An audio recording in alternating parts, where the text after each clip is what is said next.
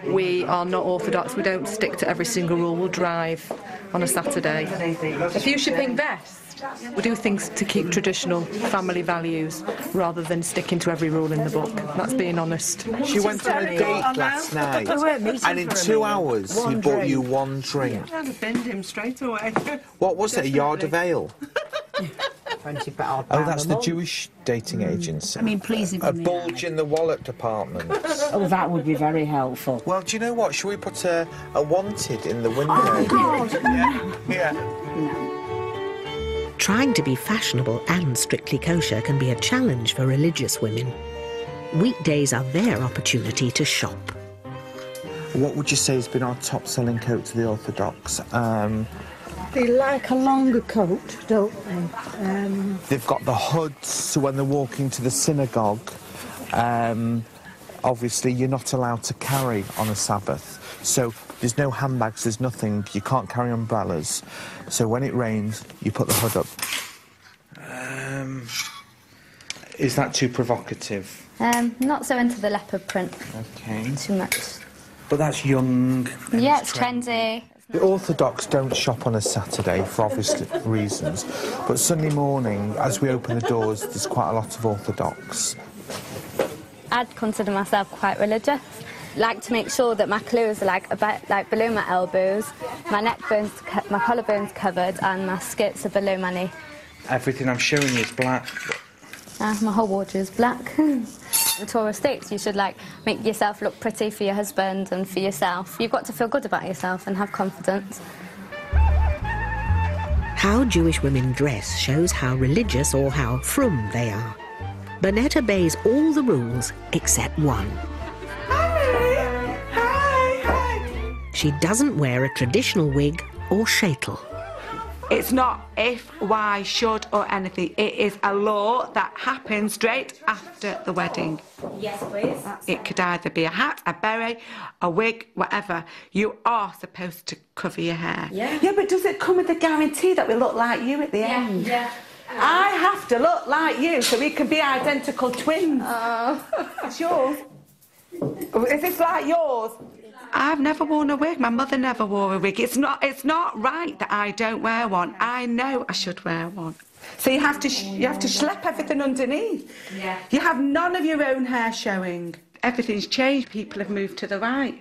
You don't need to have any. Young girls today that would never have done years and years ago wore a wig. Now they all do. It's automatic. Mary, no. But no, it looks horrific. It does feel fab. Hey, now. I look about 76. Oh my goodness. Wonder what Michael will think if I came home though. I'm going home. Hi, Michael. As I would say, what would I say? Nishka fiddle. I'm sorry, I'm young. A smaller flower. Yeah. I class myself as a modern Orthodox mum, but somebody else that's more religious than me might think, oh, well, she doesn't wear a wig, so she can't be that religious. If dress code denotes devotion, there are none more religious than the rapidly growing Haredi community. They're having 7, 8, 9, 10 kids. Doesn't take rocket science to know that they're growing faster than anyone else. They've got their own schools and they have their own shawls and they have... Where I lived growing up is where that area is now. You would never really find a family like mine now. It's different. This reminds me, Poland, before the war. Lodz had 250,000 Jews before the war. Mainly 90% religious. The strictly Orthodox keep to themselves, even within the Jewish community. The men are distinctive in their black clothes with untrimmed beards and long sideburns called payas. Right, they're quite long at the moment, so I'll take about an inch off because they spring up, okay? Yeah. Now, some can have it all cut round and look a normal haircut, but it mustn't go below number 2. And then a lot of it is custom. Some have very, very long ones that are wrapped round and thing. Some have, short ones. Yeah, that looks beautiful. Excellent. There you go. Has to clear the neck. Yeah. Everything done. Perfect. Brilliant. It's in the Bible that you mustn't cut below a number 2 on the pair So they are wrong, it's biblical. It also then becomes cultural, because different people do it different ways. It's just a good Orthodox Jewish haircut, yeah? The reality is, before I came here, for 34 years, I never mixed with Jewish people, never mixed with my own kind or anything like that, which is a long story. Basically, through my brother being killed in the Yom Kippur War in 1973, I moved totally away from religion. Didn't want to know, didn't bother. And the fact is, it's fate-led, you know. Hashem, the Lord, has directed me here, for whatever reason. That's the way I see it.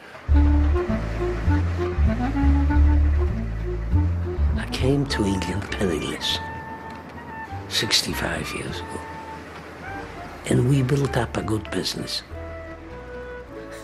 We really worked hard, I must say. Chapin stands for Jack, myself, P-I-N, Pinky, and D-A, David. This is all Holocaust survivors, all three. This was one of the biggest factories in England of luggage. One of the biggest here. British made. I consider myself a very rich man for what I've achieved, especially my grandchildren. This is a big fortune. It is. I am not anti-religion, but I don't look at religion. I respect it. Look, you want to be religious, why not? As long as you don't interfere with me.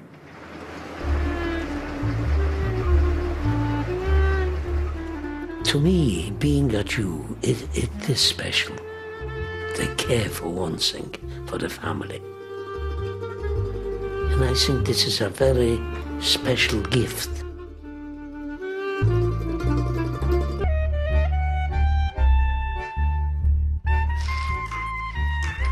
In Burnett's Jewish world, young girls and boys live almost separate lives. But it's not long before plans are made for a nice kosher marriage.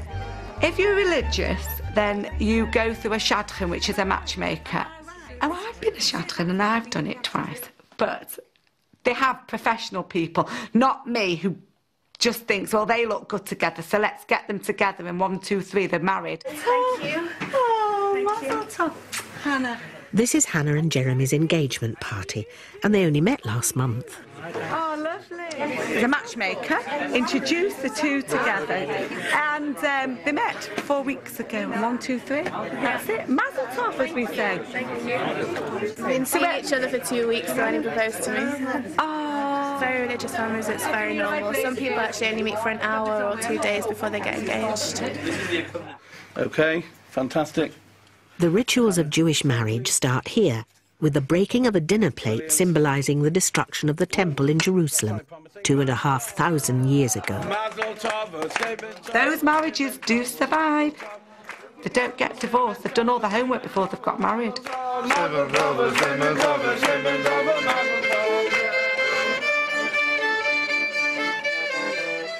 Me and Michael met at a party, so that was no shadchan to start with. So we were then going out for probably about 7, 8 months. And then you give you a piece. Please, God, you're next. Now, we actually did hold hands, but we definitely didn't sleep together. We definitely didn't do anything like that. And then please, God, babies. Oh, lots and lots of babies. Baruch Hashem. Joel isn't religious, but he still respects some Jewish traditions.